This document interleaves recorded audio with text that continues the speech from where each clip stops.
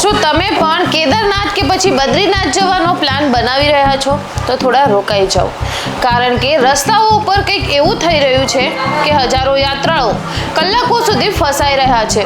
આખરે શું છે સમગ્ર મામલો, ચલો જાણીએ. તો વાત એમ છે કે ઉનાળાની રજાઓ શરૂ થતાં જ ઉત્તરાખંડના કેદારનાથ અને બદ્રીનાથ ધામમાં યાત્રાળુઓનો ભારે ધસારો જોવા મળ્યો છે.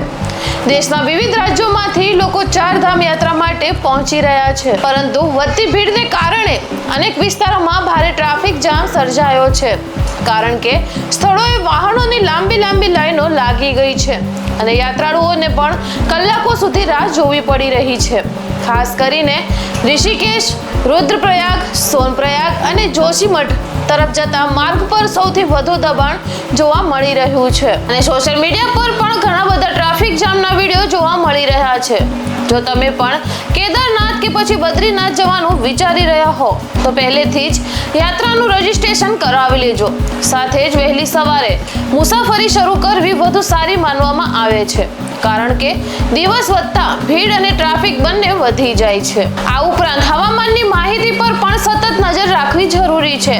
પહાડી વિસ્તારોમાં અચાનક વરસાદ અથવા ભૂસ્ખલનની પરિસ્થિતિ પણ સર્જાઈ શકે છે. હાલમાં યાત્રાઓ ચાલુ છે, પરંતુ ભીડ ધ્યાનમાં રાખીને આયોજન સાથે પ્રવાસ કરવો તે વધુ યોગ્ય રહેશે. જો તમે કેદારનાથ કે પછી બદ્રીનાથ ધામની યાત્રા કરી છે, તમારો અનુભવ કમેન્ટ બોક્સમાં જરૂરથી જણાવજો અને આવી જ મહત્વની માહિતી માટે અમારી સાથે જોડાયેલા રહો.